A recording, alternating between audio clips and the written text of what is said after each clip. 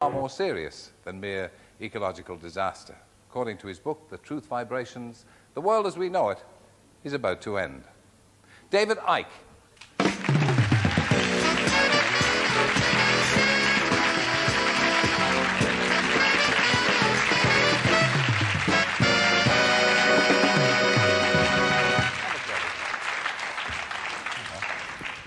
So you're all in the turquoise, which of course is the colour.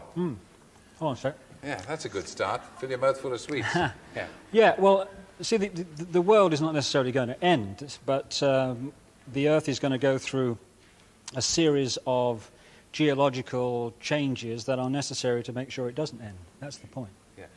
Did I see you say that turquoise is the colour? What's turquoise going to do? Well, there is an energy that comes from a being called the Godhead, which is, I mean, we talk about God. The Godhead is not a guy with a beard sitting on a cloud. It is a massive spirit, the basis of all creation. And coming out from this Godhead, round all creation, through all the stars, through all the planets and everything else, is the life force known as the light. I mean, the Bible refers to the light. And within this light are various other energies which have certain gifts.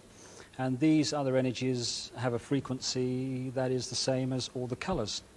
And turquoise actually is the same frequency as an energy called love and wisdom. Therefore, when you wear that colour, you attract it. When you wear black, you attract a colour that is the opposite to love and all the things we wish to bring to the earth. And it attracts another kind of energy, which is very But this is very hard. This is very hard on priests and nuns, isn't it? Well,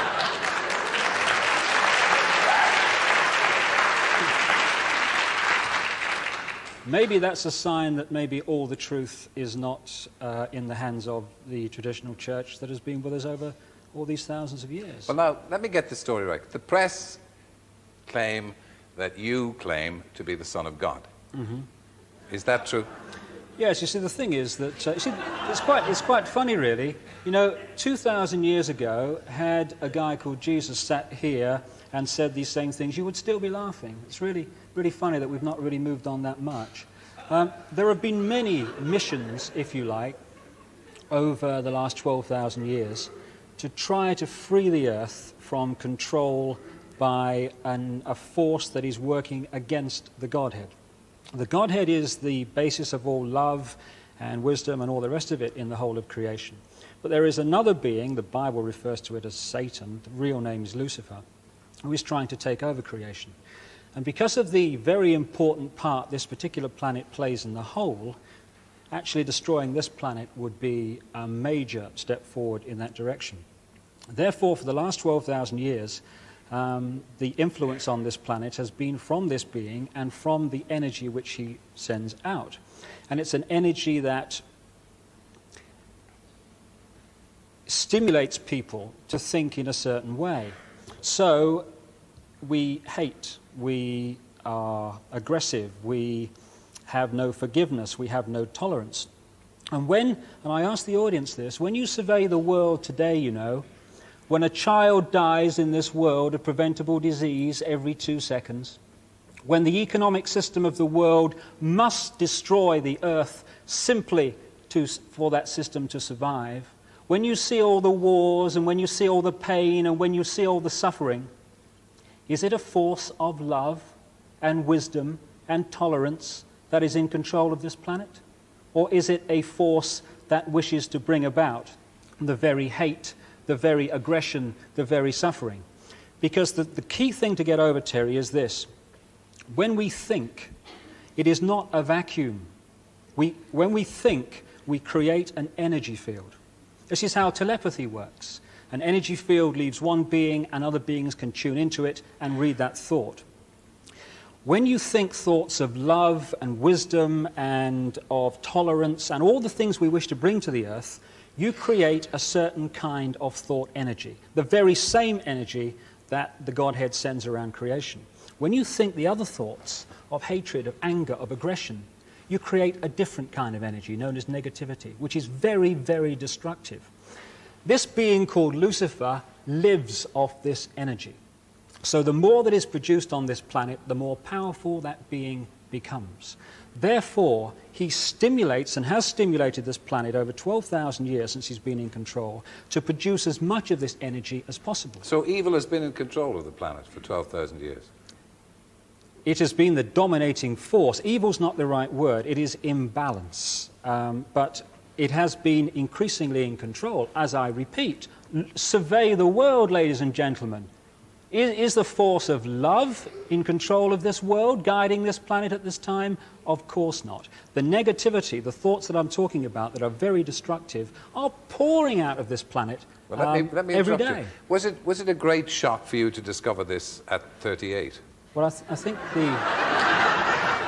the word is gobsmacked. But again, you know, the best way of removing negativity is to laugh and be joyous. So I'm delighted that there's so much laughter in the audience tonight. But no, but just let me say this. They're laughing at you. They're not laughing with you. Fine.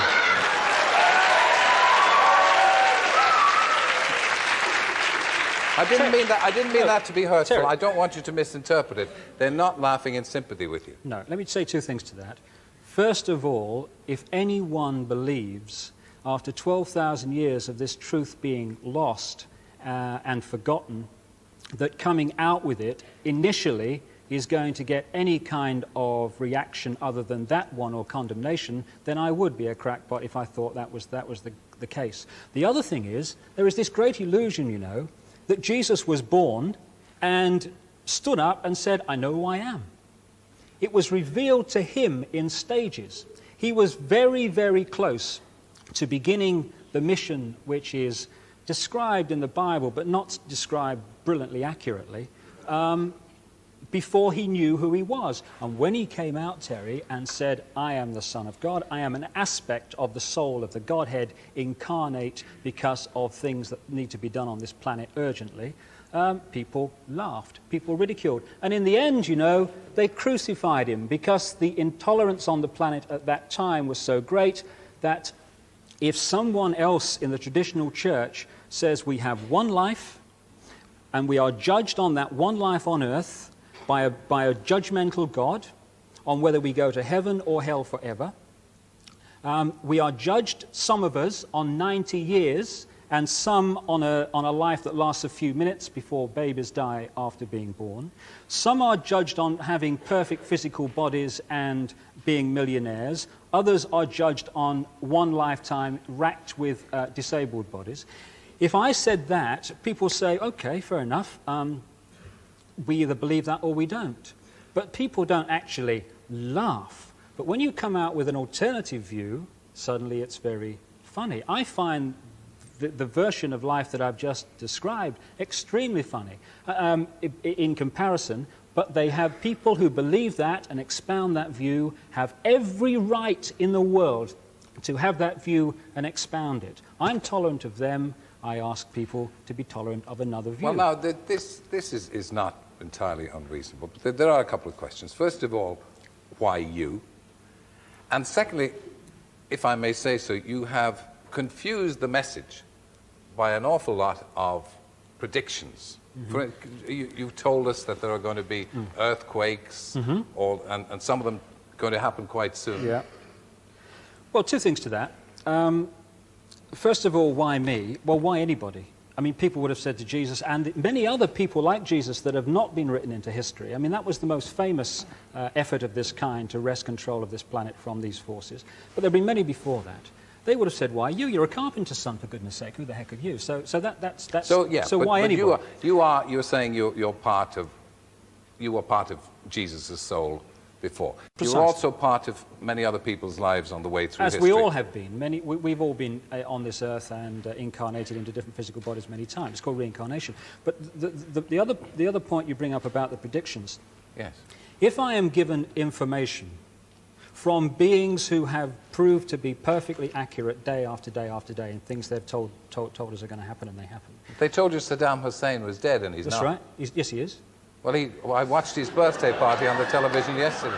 All I can say to you is all that glitters is not gold. Hang about and watch and wait. But I'll say two things to watch for, and let the alarm bells go if they happen.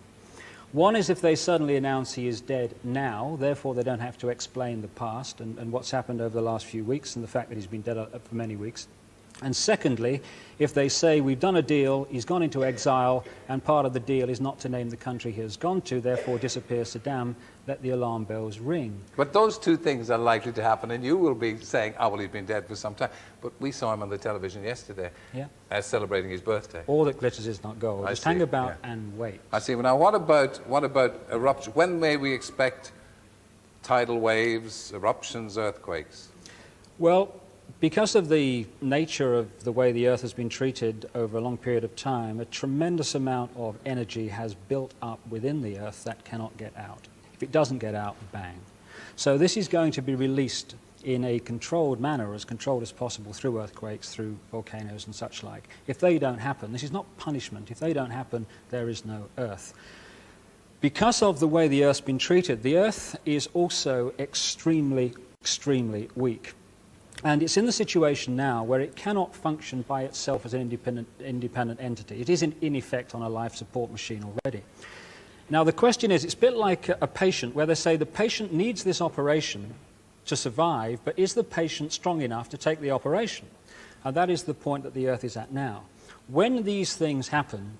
As they will. As they will, my goodness, they will. When is the first thing going to happen? Well, it will certainly happen this year. The first sequence will begin this year. The question is, that they are making before it starts is the Earth yet strong enough to survive let me these ask you, changes? why should we believe you if we have trained, highly intelligent, erudite scientists who tell us that none of these things are going to happen? Why should we believe you?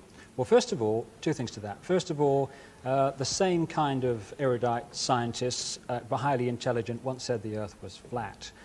And the people that said the Earth was round were laughed at. And the same thing's happening now. You know. The second thing is, I am asking no one in this theatre, no one watching this program, no one on this planet to believe a word of it. Well, why are you saying it then? Because the fundamental law of creation is that of free will. To be given opportunities to make decisions and choices based on information. If you could give us some kind of proof, anybody can get up and say these things are going to happen because they've been divinely inspired. And lots of people have done it in the past.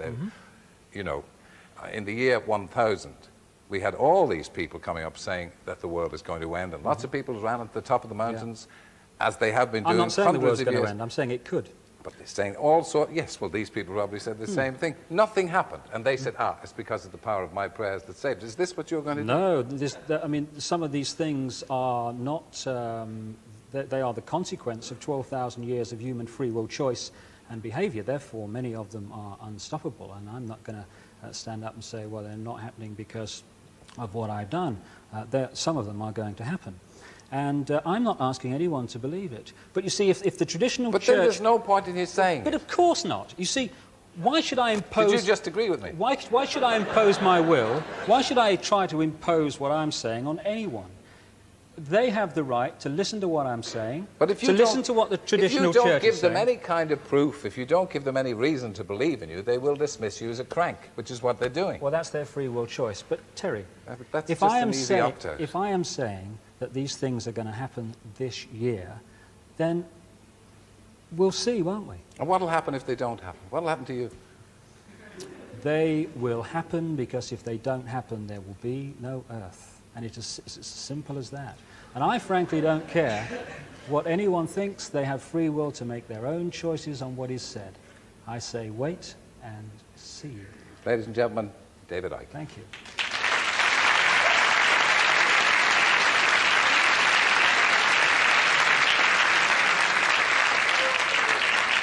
Thanks to David. Now, moving on.